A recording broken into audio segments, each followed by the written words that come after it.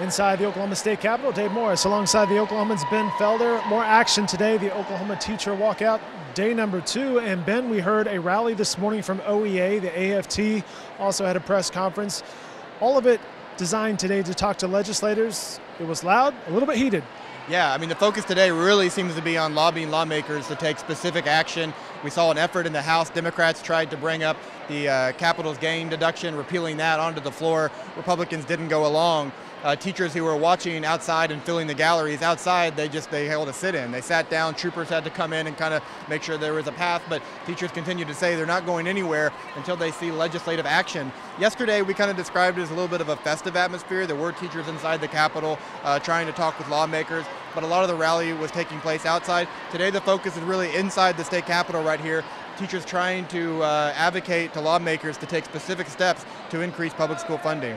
Yesterday, the legislators came into the office in the afternoon. That wasn't the case today. They were here this morning. The teachers knew that and did their best to have interaction with some of the representatives. We spoke with some of the teachers who had a chance to sit down with some of the representatives. You'll see those interviews online at newsok.com. You also had a chance to chat with former Oklahoma City Public Schools Superintendent Aurora Laura. She's here. Yeah, it was interesting. Someone we've interviewed a lot during her time as superintendent of Oklahoma City Schools. She left that position a couple months ago, but we spotted her here in the rotunda, and she said, hey, I'm a taxpayer. I'm just out here advocating for our students. In fact, she said, it makes me think maybe if I'm not going to become a superintendent again, I should just run for office. There's so much momentum behind wanting to help make this a better state for education that it's inspired me that if I don't end up becoming a superintendent again, I'm thinking about maybe I should run for office and help change things from the legislature end as well. We asked her details on this plan. She said it was just something that she was kind of kicking around, but she kind of made that reference in light of the fact that a lot of lawmakers are running unopposed. I mean, something that is, that needs to be remembered is that this is an election year, and that works both ways. For a lot of these lawmakers, especially Republicans, they're facing maybe some primaries back home to where increasing taxes is not a popular opinion. But, maybe the general elections in November, Oklahoma voters across the state are saying, hey, we want to see something done when it comes to public school funding. But yeah, I would say that today's atmosphere, a little less festive, a little bit more aggressive. And we haven't seen anything get out of line, I don't mean to imply that, but a lot of the anger is being channeled towards lawmakers and some specific bills and saying, hey, you've got some ways to end this walkout, let's get it done. I think determined might be a good word for this out here. We spoke with a teacher from Deer Creek. She said her representative, the conversation with the representative, perhaps wasn't as receptive as she would have liked. I spoke with a teacher out of the Mustang area.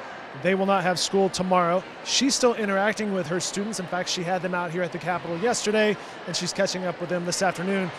We should point out the teachers are still kind of on the job while they're out here as well, staying in touch.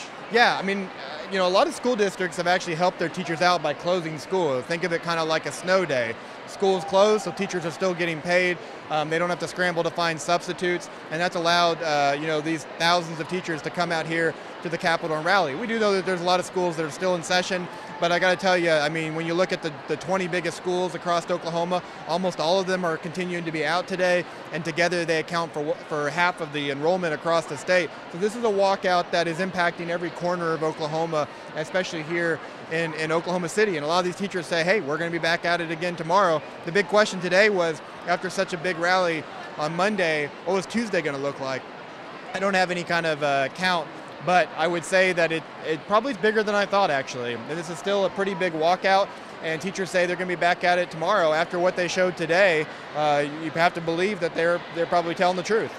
Pretty strong presence, probably more of the same for tomorrow. Ongoing political coverage, Dale Denwalt, Ben Felder, all of our other colleagues at the Oklahoman can be found online at newsok.com. We'll have updates throughout the day. Follow us on social media as well, and in upcoming editions of the Oklahoman.